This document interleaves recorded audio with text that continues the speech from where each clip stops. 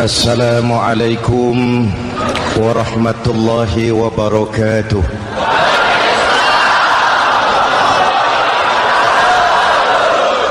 Alhamdulillahillazi ja'ala Ramadhana syahra siyami lil mu'minin.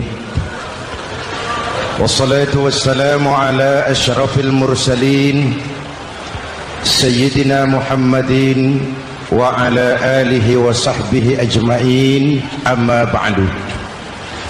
Para ulama yang saya muliakan, para pejabat baik sipil maupun militer yang saya hormati, alhamdulillah malam ini atas izin Allah, mudah-mudahan yang kita laksanakan ini merupakan bagian dari amal ibadah kita di bulan suci Ramadan ini.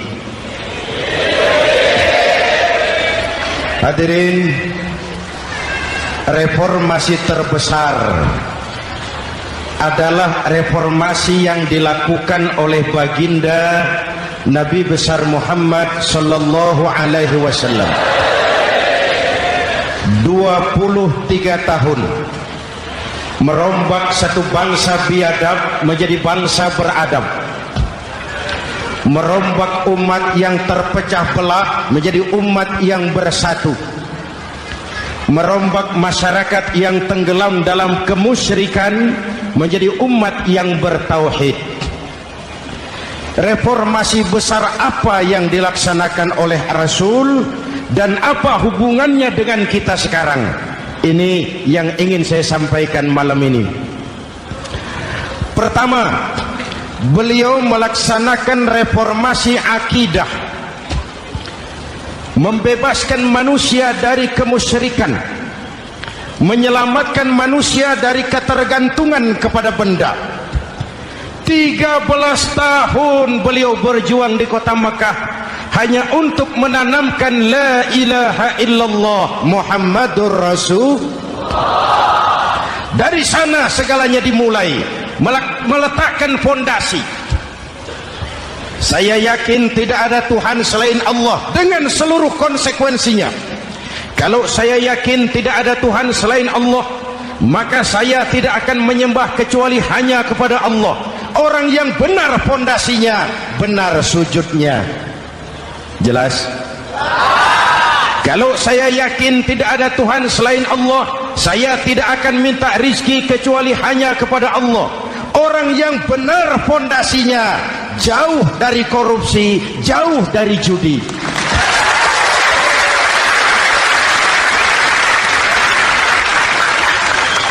Kalau saya yakin tidak ada Tuhan selain Allah, saya tidak akan menggantungkan hidup kecuali hanya kepada Allah. Saya tidak akan melarikan persoalan kecuali hanya kepada Allah. Saya tidak akan pernah takut kecuali hanya kepada Allah. Saya tidak akan minta tolong kecuali hanya kepada Allah. Inilah generator yang membangkitkan seluruh nilai-nilai amal kita. Kita puasa, kita sujud, kita jihad, itu kan karena nilai iman. Betul? Imannya tidak kelihatan, yang kelihatan gejalanya. Mic ini berbunyi karena ada strom. Percaya apa tidak? Kelihatan stromnya? Kok tahu ada strom dari mana? Dari bunyi. Ada suaranya itu, ada stromnya. Kenapa? Bunyi. Lampu menyala karena ada strom. Kipas angin berputar karena ada strom. Betul? Jadi kalau ada strom bunyi dong. Kalau ada strom lampunya nyala dong. Kalau ada strom kipas anginnya muter dong. Artinya apa? Kalau ada iman sujud dong. Kalau ada iman jihad. Udah dangdong.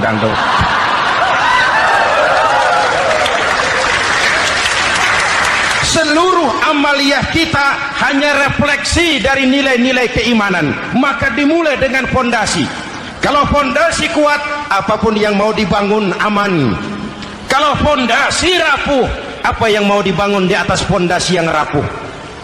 Karena itu dengan tabligh akbar ini pesan pertama saya, mari jaga nilai-nilai iman kita. Kita masih bergelut dengan zaman susah. Judi kembali merebak, narkoba meracuni remaja dan pemuda-pemudi kita, padahal dua-duanya sumber segala macam kemaksiatan. Judi mendidik orang jadi malas, dan sejarah belum pernah mencatat ada orang jadi kaya karena judi. Yang bangkrut, yang kere, yang melarat banyak.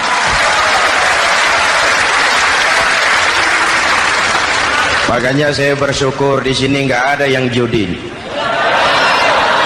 Nggak ada, mana saya nggak lihat di sini. Entahlah kalau di luar sini.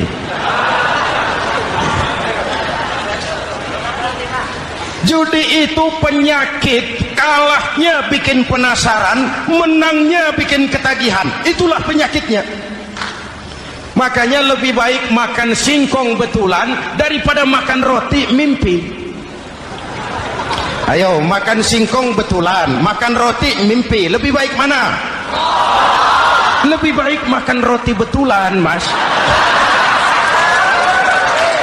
Maksud saya uang 4-5 ribu rupiah itu daripada belikan togel, daripada dibelikan pakong, daripada dibelikan macam-macam undian judi, lebih baik dibelikan beras, makan sama-sama. Hadirin yang saya hormati, karena iman kita hidup, untuk iman kita berjuang, dalam iman kita ingin kembali menghadap Allah Subhanahu. Dahulu pun orang-orang tua kita berjuang memerdekakan negeri tercinta ini. Apa faktor penggerak utamanya? Iman. Imanlah yang mengajarkan orang-orang tua kita, hubbul watan minal iman. Cinta tanah air bagian daripada iman.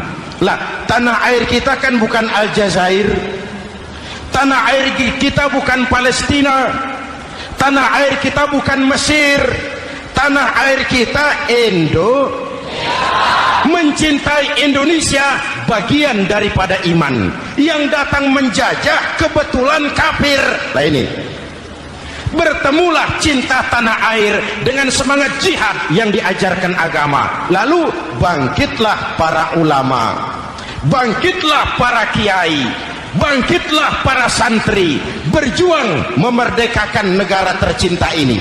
Saya tanya lagi, orang-orang tua kita dahulu berjuang melawan penjajah, senjatanya apa? Bambu runcing. Jenderal mana mau taruhan bambu runcing merdeka melawan tank? Bambu runcing merdeka melawan meriam. Bambu runcing merdeka melawan tentara-tentara profesional yang terlatih dengan baik. Menurut logika tidak mungkin, menurut kebiasaan tidak bisa, menurut rasio impossible. Entoh nyatanya kita merdeka. Lalu para pendiri Indonesia dengan jujur mencantumkan dalam mukaddimah Undang-Undang Dasar Negara kita kalimat yang berbunyi, dengan berkat rahmat Allah yang Maha Kuasa. Ada tidak itu dalam pembukaan Undang-Undang Dasar? Ada apa tidak? Pokoknya biar belum pernah baca, ada gitu saja sudah, biar lancar urusan. Saya yakin kalimat ini bukan lipstick, not decoration only. Kalimat ini pengakuan moral, pengakuan batin yang sangat jujur dari para pendiri Indonesia bahwa Allah campur tangan dalam proses kemerdekaan. Kalau tidak, nggak ada ceritanya bambu runcing merdeka melawan tank.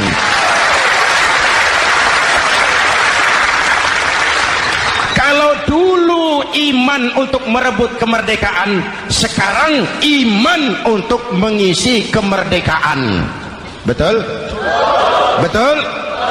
Karena itu jaga nilai-nilai iman, jangan tidur.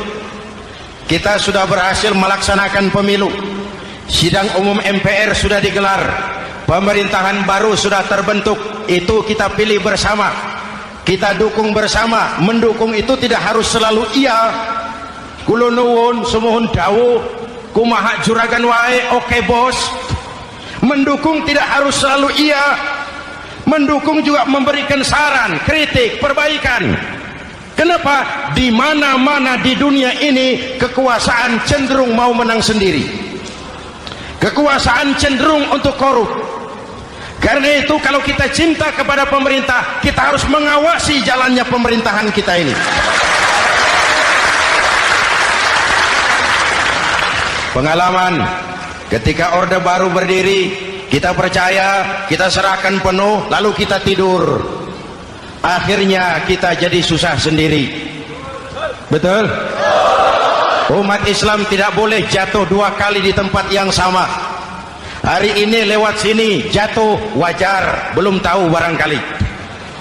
Besok lewat sini lagi jatuh lagi, goblok tenan gitu. Masa jatuh 2 kali di tempat yang sama itu bagaimana? Hadirin yang saya hormati, nilai-nilai iman, intan paling mahal, mutiara paling berharga, tidak lain nilai iman. Imanlah yang menyebabkan kita gembira menyambut datangnya Ramadan, menyingsingkan lengan baju, menghamparkan sajadah, melakukan pendekatan yang intens kepada Allah. Kenapa? Kita mengerti nilai Ramadan. Tempo hari saya berikan contoh. Di tangan kanan saudara ada berlian, harganya 50 juta. Di tangan kiri saudara ada rumput seikat. Berlian dan rumput ini taruh di depan kambing. Kira-kira mana yang diambil kambing? Rumput, dasar kambing. Kambing tidak ngerti nilai berlian. Padahal kalau kambing sedikit mau pakai otak. Kalau berlian yang saya ambil, kata kambing, lalu saya bawa ke pasar, kemudian saya jual, harganya 30 juta, lalu dibelikan rumput, dapat rumput sekabupaten. Tapi kambing tidak ngerti nilai berlian. Yang kambing tahu cuma rumput. Kenapa? Hidup kambing cuma melayani perut. Maka kata Imam Ali karramallahu wajhah, orang yang hidupnya hanya untuk melayani perut,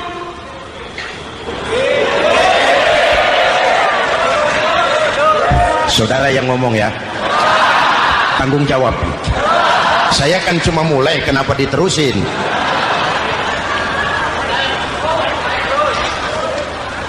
Hadirin yang saya hormati, jaga iman baik-baik, wariskan kepada anak-anak kita. Mereka harapan kita semua. Mereka masa depan Indonesia. Akan bagaimana Republik Indonesia, bahkan akan bagaimana Islam di Republik Indonesia 20, 30, 40 tahun yang akan datang. Anak-anak kita lah jawabannya.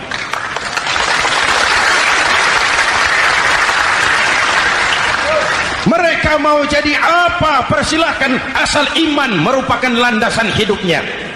Anak-anak kita boleh jadi jenderal, asal jenderal beriman. Boleh jadi pejabat, pejabat beriman. Jadi pengusaha, pengusaha beriman. Kalau iman landasannya aman. Jadi pengusaha, pengusaha beriman, insya Allah timbangannya tidak curang, ekonomi lancar, masyarakat tenang. Jadi petani, petani beriman, insya Allah tidak menggarap tanah yang bukan miliknya.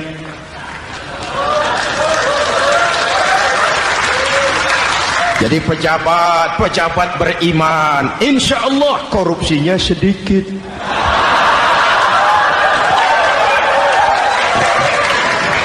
Jadi jenderal, jenderal beriman, insya Allah berjuangnya bersama ulama, bukan nangkepi ulama.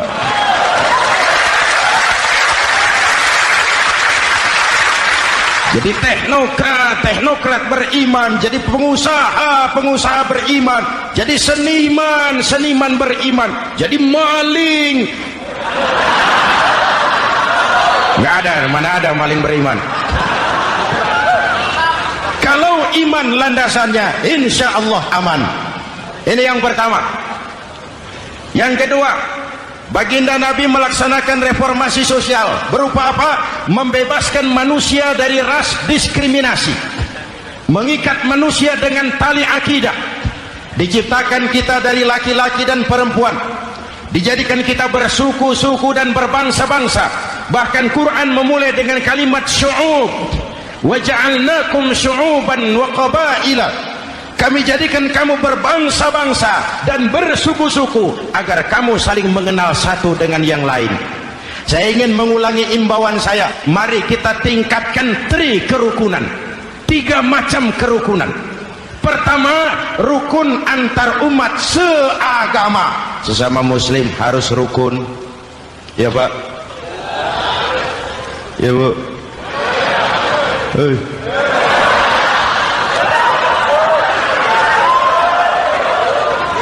Malam ini saya tidak merasa sebagai tamu di sini.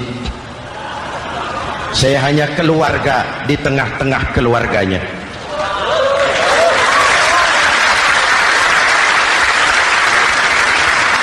Di sepanjang Jawakah saya, ke Sumatera saya, ke Kalimantan saya, ke Sulawesi saya, ke Irian Jaya saya, kemana saja saya pergi, di mana saja saya berada, saya hanya keluarga di tengah keluarganya. Sebagai muslim kita terikat akidah, sebagai bangsa kita punya komitmen, kita ingin bersatu nusa, satu bangsa, satu. Inilah kita. Hadirin yang saya hormati, rukun antar umat seagama. Hura-hura pemilu sudah lewat, ekses-eksesnya harus kita hilangkan. Boleh jadi kemarin-kemarin karena berbeda kaos sama teman gak teguran. Yang sudah-sudah, yang penting sekarang ke depan. Sudah capek kita rakyat diobok-obok. Sudah datang saatnya kita meluruskan saf, merapatkan barisan, menggalang semangat kebersamaan. Rukun antar umat seagama. Begitulah malam ini saya hadir di tengah keluarga sendiri. Yang mengikat kita apa? Akidah. Di masjid kita ditemukan, dan inilah simbol kehidupan umat.